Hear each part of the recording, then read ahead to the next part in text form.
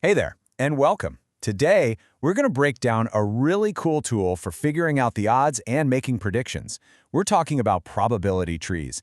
And trust me, by the end of this, you'll see just how simple and how powerful they really are.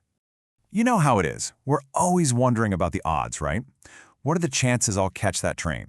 Or, is it going to rain during my barbecue? Will I get those concert tickets?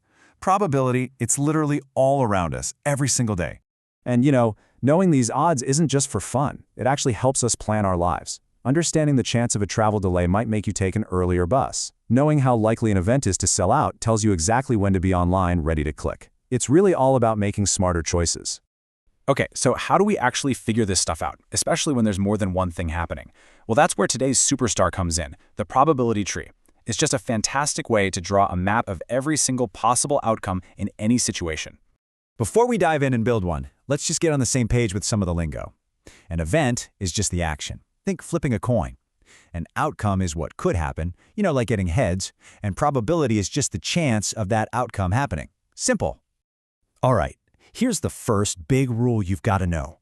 If you flip a coin, you can get heads or you can get tails. The chance for each is 0.5, or 1/2. See how 0.5 plus 0.5 equals 1? That's key.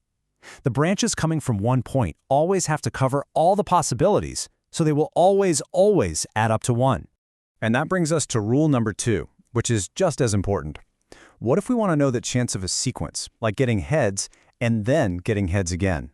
Well, to find the probability of one thing and another, you just multiply your way down the branches. So 0.5 times 0.5 gives us 0.25 for getting 2 heads in a row. All right, enough with the rules. Let's actually try this out with a real example.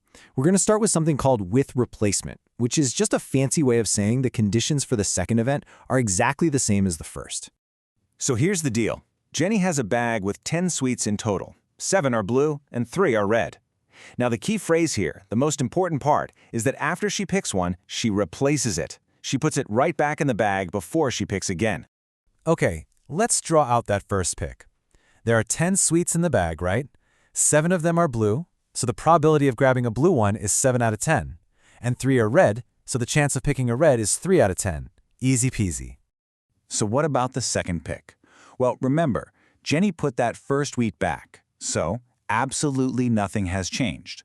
The bag still has 10 sweets, still 7 blue and 3 red. So the probabilities for her second pick are the exact same. It doesn't matter what she picked the first time. So how do we get the final probabilities for each path? We just multiply along the branches. The chance of blue then blue, that's 7 over 10 times 7 over 10, which is 49 over 100. Blue then red is 21 over 100, and so on. Now check this out. If you add up all those final numbers, 49 plus 21 plus 21 plus 9, you get 100 out of 100. It all adds up to 1, which tells us we've got it right. All right, let's throw a little curveball in here. What if we don't care about the order? What are the chances that Jenny picks one of each color? So, 1 blue and 1 red. And this is where our last big rule comes in handy, the OR rule. The outcomes that work for us are picking a blue then a red, or picking a red then a blue. Whenever you have an OR situation like this, you add the probabilities together.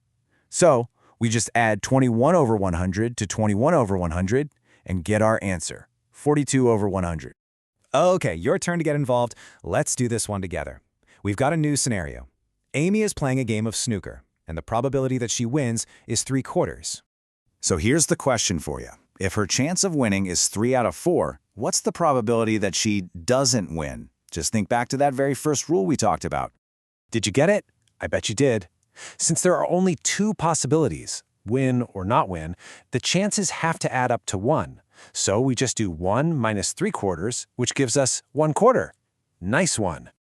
And just like that, we can fill in the whole tree for Amy playing 2 games. This diagram now gives us a perfect map of every possible result. The chance she wins twice, loses twice, or wins 1 and loses 1. It's all right there. Okay, so everything we've looked at so far, Jenny's sweets, Amy's games, were examples where the odds for the second event stayed the same. But what happens when they do change? Well, that's the big difference between with replacement and without replacement. So you ready to tackle one of these without replacement problems? This is where it gets really interesting. Let's do it. Okay, here's the new scenario. Peter's got 10 cubes, 3 red and 7 blue. He takes one out, but, and this is huge, he does not replace it. He keeps it. And that one little detail, it changes everything for the second pick. Okay, let's watch how this changes the tree. The first pick looks familiar. 3 and 10 for red, 7 and 10 for blue. But follow that top branch. If Peter picked a red cube first, what's left? Well, now there are only 9 cubes left in total, and only 2 of them are red. So the chance of picking another red becomes 2 out of 9. See? Both the number of red cubes and the total number of cubes changed. That's the whole game right there. Phew. Okay, let's boil this all down to your essential toolkit, the stuff you absolutely need to remember. First, branches from the same point have to add up to 1. Second, if it's one thing and another, you multiply along the branches. Third, if it's one thing or another, you add the final results. And maybe the most important question of all, always check, is it with or without replacement? At the end of the day, it's all about seeing the problem. And I love how this source material puts it. It says, tree diagrams show all possible outcomes. These are shown on branches, just the same as on a real tree. It's just a simple, visual way to see everything laid out in front of you. So there you have it. You've now got this awesome tool for mapping out what might happen and really understanding chance. From simple games to big decisions, the logic is exactly the same. So the only question left is, what possibilities are you going to map out next?